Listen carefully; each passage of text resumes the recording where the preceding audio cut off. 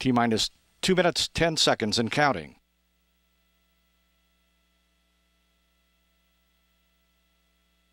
Rock, verify range, go. Rock, verify range, go. RC, standby.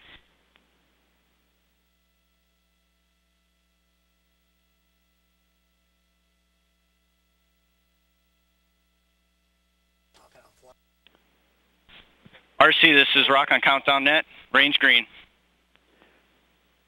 Pre-valves are coming open. Helium load is ending nominally. Aux bleeds are open. One final engine chill for all 9 Merlin engines on first stage. Everything is go. T-minus 1 minute, 20 seconds and counting. Purge ISO is opened.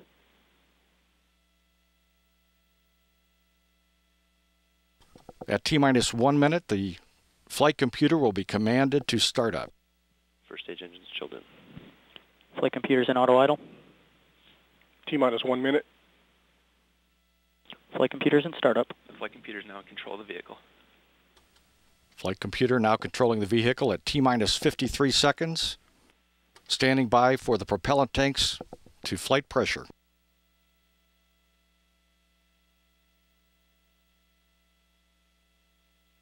First and second stages are pressing to their flight positions.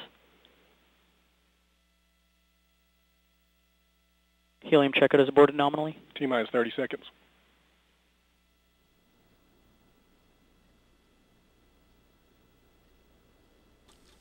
At T-minus 3 seconds, the 9 Merlin engines of the first stage will ignite. T-minus 15. 10, 9, 8, 7. 7, 6, 5, 4, 3, 2, 1. And liftoff. Liftoff of the SpaceX Falcon 9 rocket, launching Dragon to the International Space Station and returning cargo resupply missions to U.S. soil.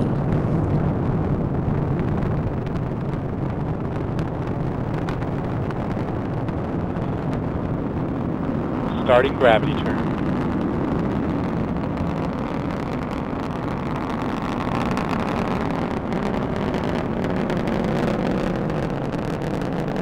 JDMTA, acquisition of signal.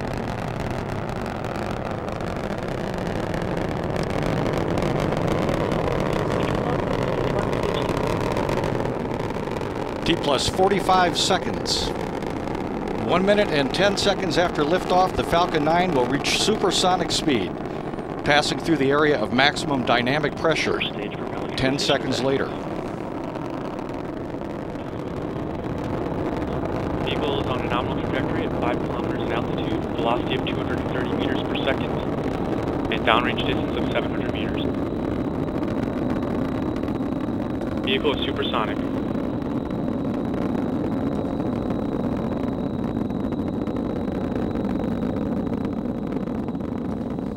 Falcon now through Vehicle has reached maximum aerodynamic pressure. This is the point where the mechanical stress on the rocket reaches its peak because of the rocket's velocity and the resistance created by the atmosphere of Earth.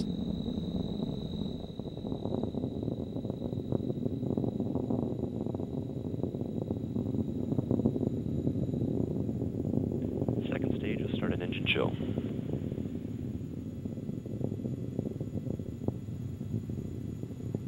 Coming up on 2 minutes, everything is go. All 9 Merlin engines performing normally.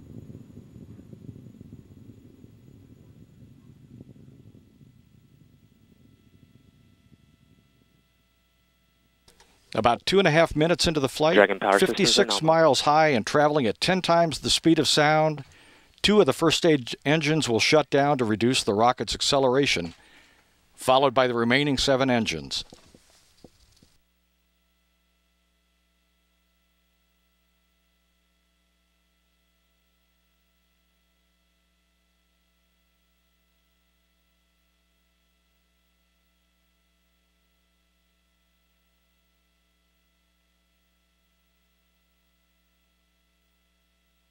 Approaching MECO 1. Approaching main engine cutoff.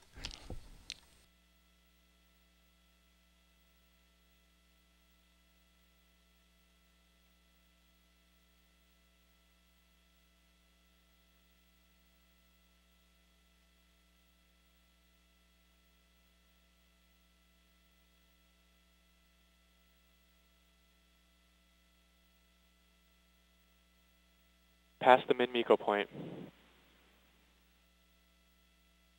First stage shutdown.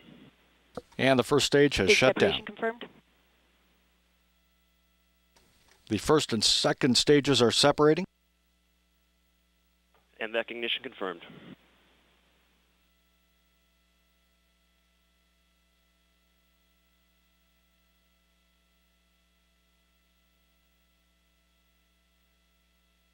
The second stage's single Merlin vacuum engine is igniting to begin a 6-minute, 14-second burn that will bring Dragon into low Earth orbit.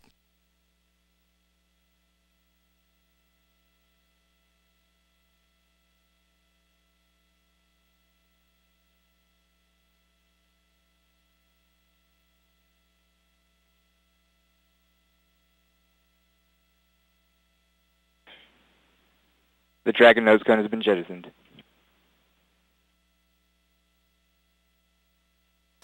As planned, 40 seconds after second stage ignition, the Dragon's protective nose cone was jettisoned. Nominal trajectory. Everything proceeding Altitude normally. is 150 kilometers. Velocity is 3.1 kilometers per second, and downrange distance of 350 kilometers.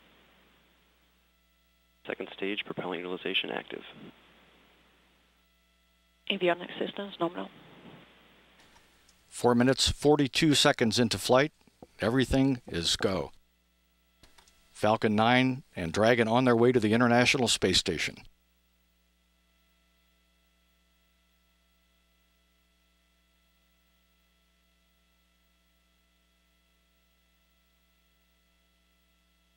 New Hampshire acquisition of signal. Nominal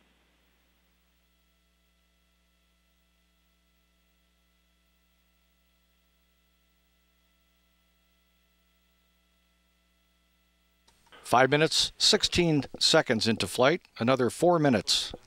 trajectory. Altitude is 163 kilometers. Velocity is 3.5 kilometers per second. Downrange distance of 770 kilometers.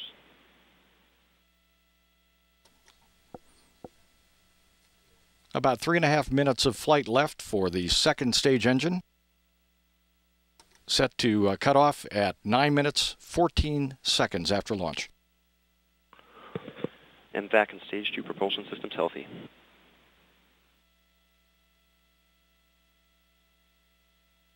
Avionics system and RF link is solid.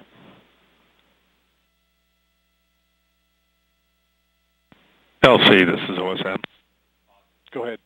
Yes, sir. I've looked around the pad. It looks like the only place that we have even a small fire is on the deck. I recommend that when fire department gets there, they go ahead and do their sweep. Over. Copy that. Pad secured. They can go on. The vehicle remains on a nominal trajectory. Roger, Altitude thanks. is 186 kilometers. Velocity is 4 kilometers per second. 6 minutes, 30 seconds into the flight of Falcon. Everything is go. Brief discussion about a fire at the launch pad, which is normal.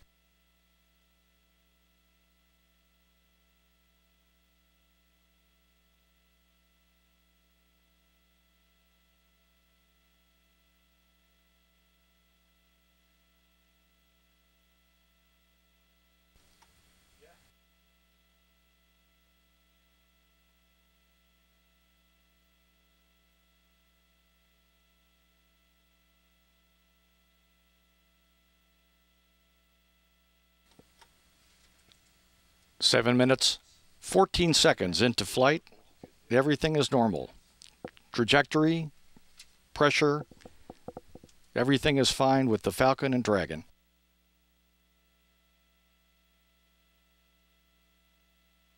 The vehicle remains at a nominal trajectory, altitude of 200 kilometers, and velocity of 4.9 kilometers per second.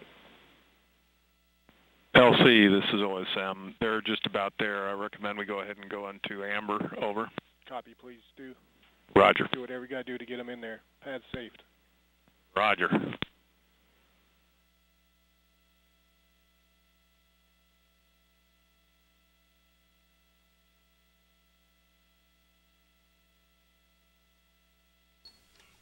Eight minutes into flight.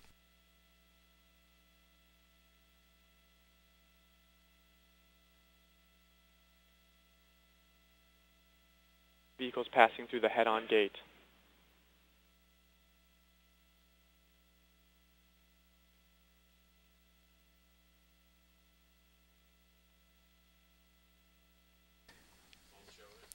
Eight minutes, 27 seconds into the flight of Falcon 9 and Dragon.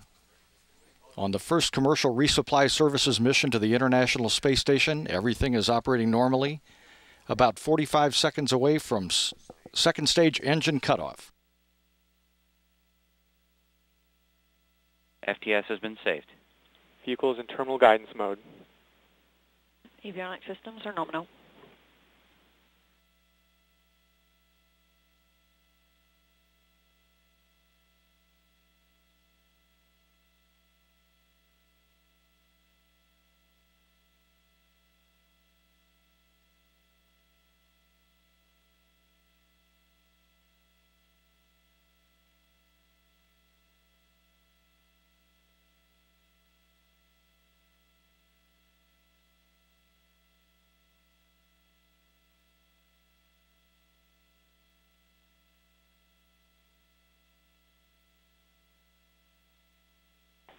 IIP lift.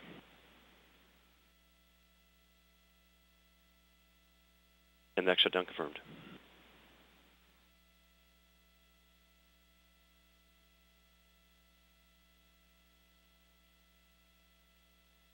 Falcon 9 and Dragon are in orbit.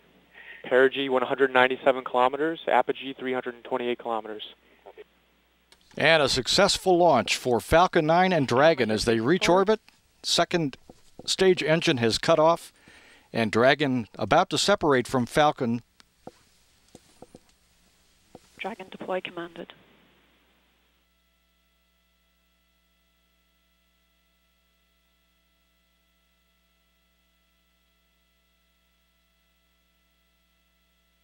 Dragon deploy confirmed. And we have confirmation. Dragon has separated from Falcon 9.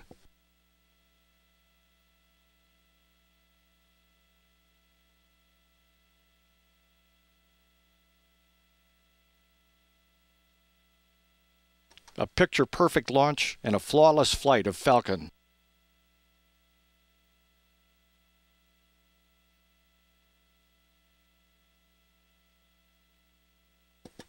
Ten minutes, 55 seconds into flight, and Dragon will deploy solar arrays in about 20 seconds.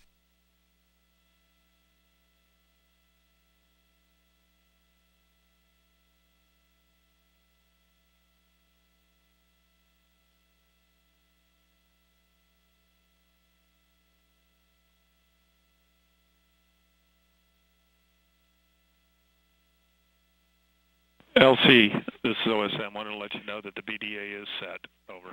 Copy, thanks, OSM. Camera pointing aft.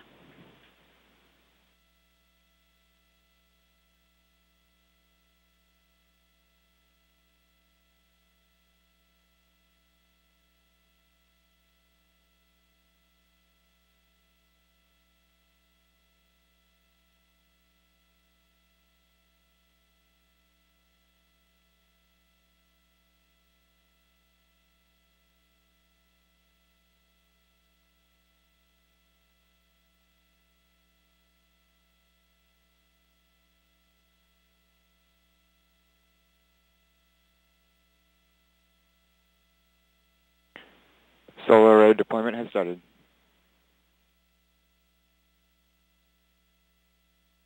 "12 minutes, 20 seconds into flight. Solar array deployment is underway.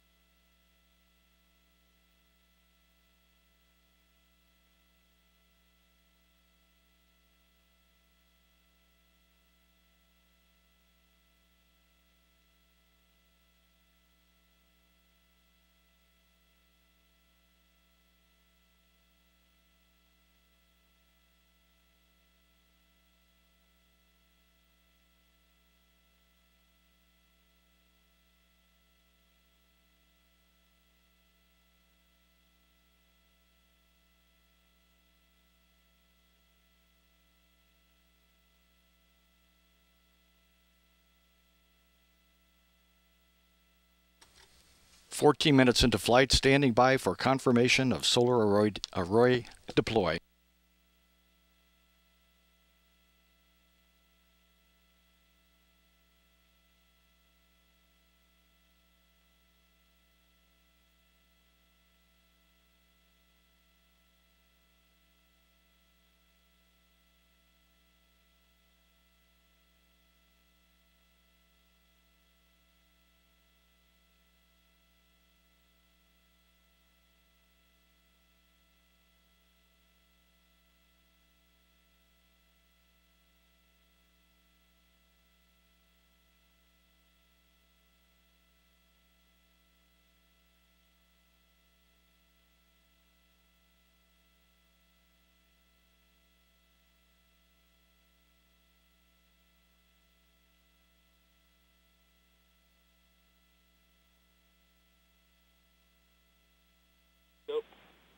LD, this is MD on countdown 1.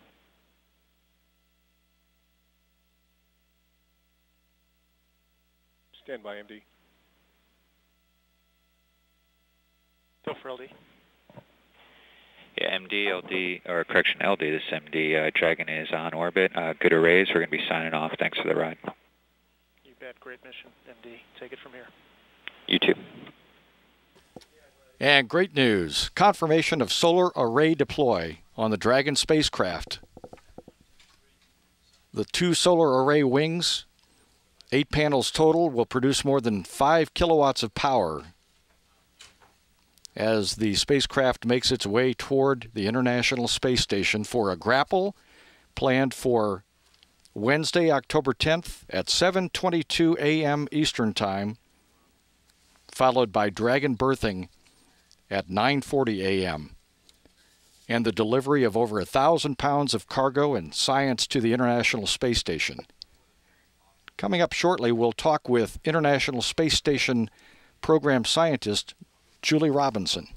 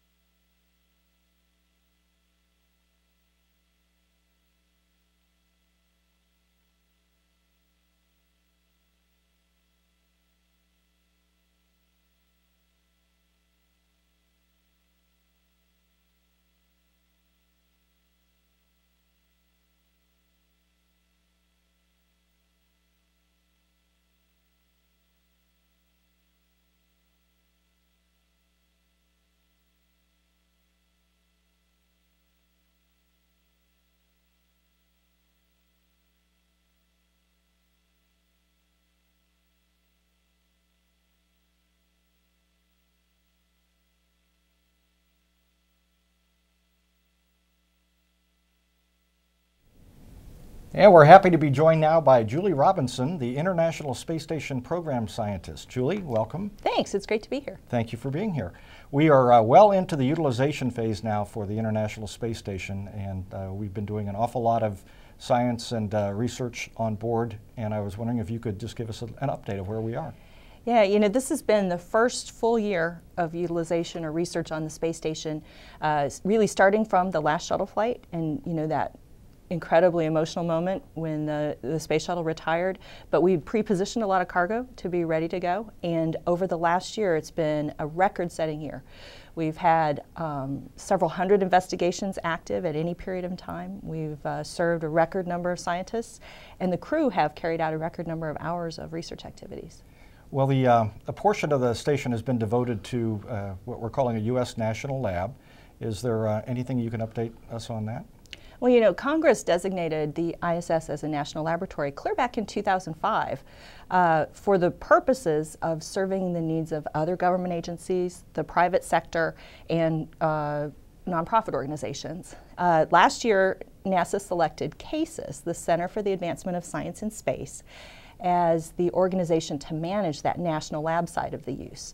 We still have NASA users addressing NASA mission needs alongside that, working in parallel. And so we've seen incredible growth and development in that area. There are now open research announcements sponsored by CASIS for users in pharmaceutical industries, in biotech, and soon in materials and earth sciences as well, to come in and use the ISS to help provide benefits back here on Earth. As you said, you know, the space shuttle retired, and when that happened, we lost some of our capability to take up large portions of science and bring it back. And now we've entered a new era here with the Commercial Resupply Services mission and the Falcon 9 and Dragon launch. Can you tell us how this is going to help out with science? Today's launch is a huge milestone for us because essentially it replaces the return capacity that we need for research on the space station that we haven't had since the shuttle retired.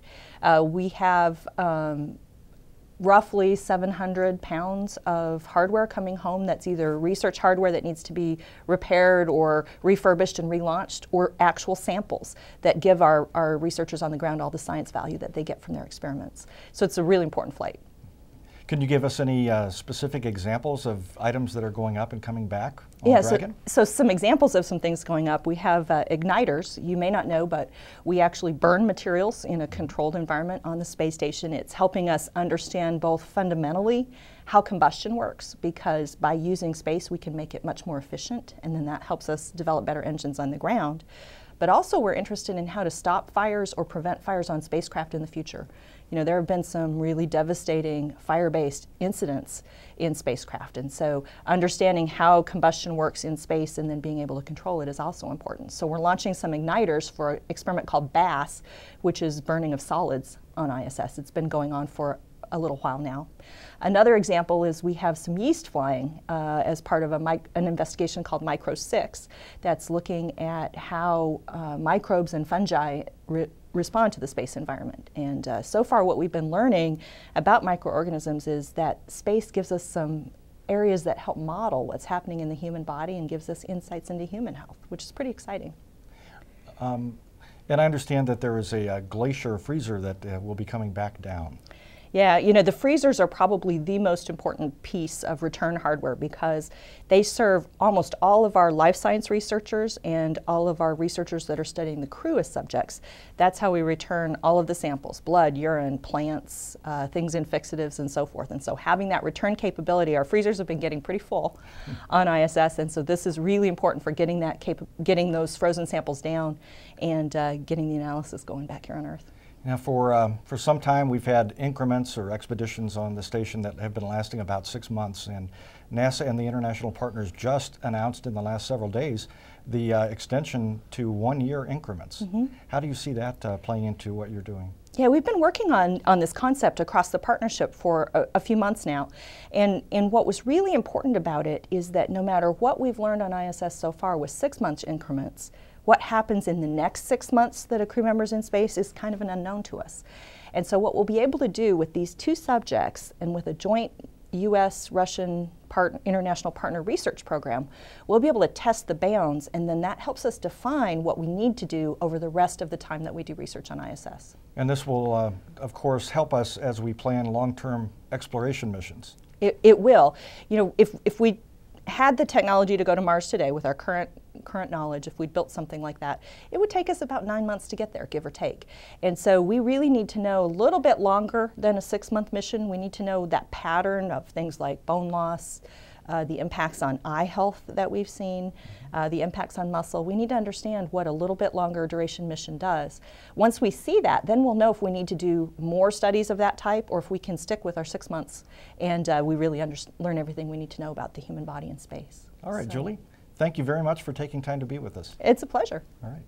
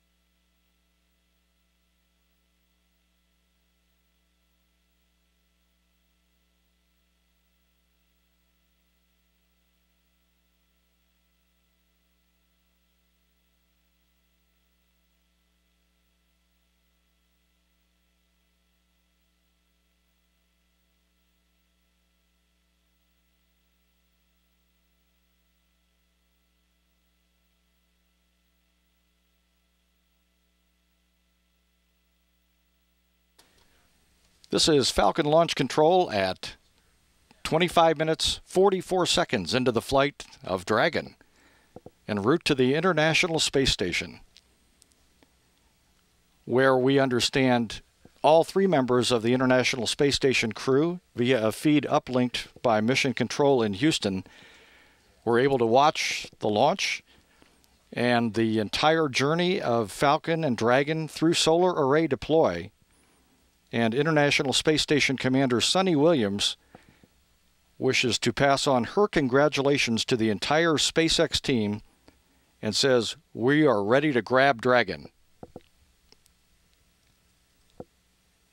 Coming up next on NASA television, we'll have launch replays of the Falcon 9 launch from Cape Canaveral Air Force Station.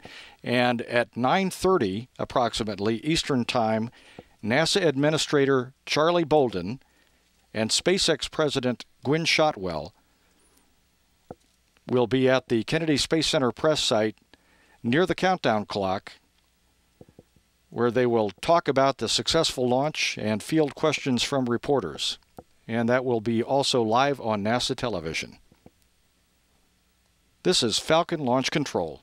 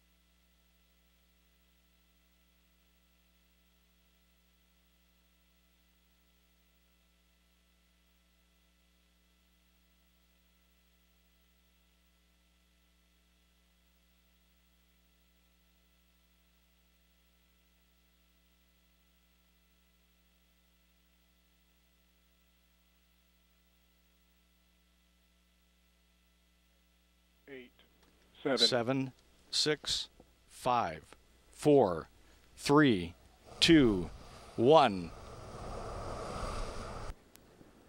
And liftoff.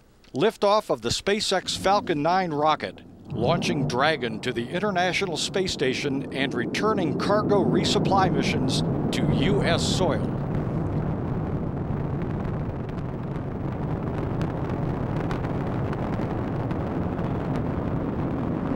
Starting gravity turn.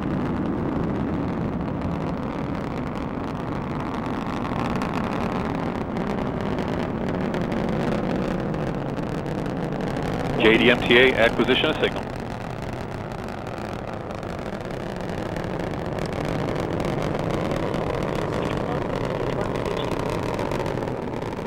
T plus 45 seconds. 1 minute and 10 seconds after liftoff, the Falcon 9 will reach supersonic speed, passing through the area of maximum dynamic pressure 10 seconds later. Vehicle is on a nominal trajectory at 5 kilometers in altitude, velocity of 230 meters per second, and downrange distance of 700 meters. Vehicle is supersonic.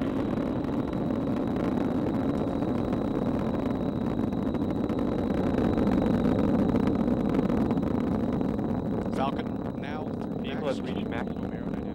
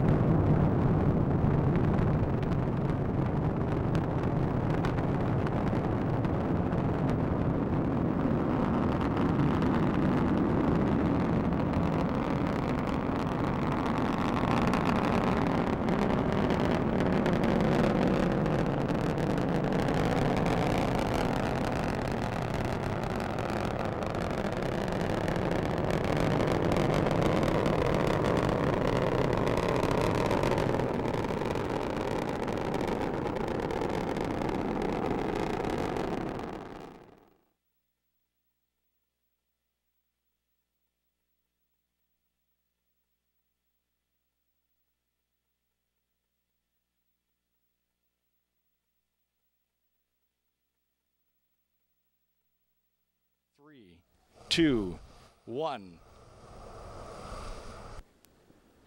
And liftoff. Liftoff of the SpaceX Falcon 9 rocket, launching Dragon to the International Space Station and returning cargo resupply missions to U.S. soil.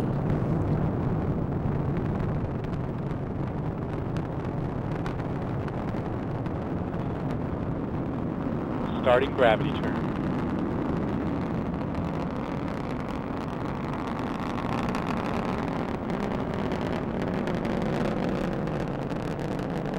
JDMTA acquisition of signal.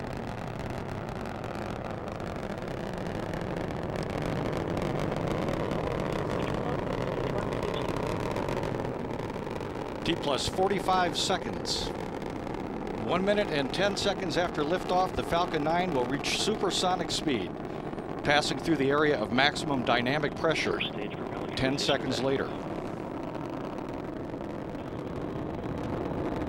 Vehicle is on a nominal trajectory at 5 kilometers in altitude, velocity of 230 meters per second, and downrange distance of 700 meters. Vehicle is supersonic.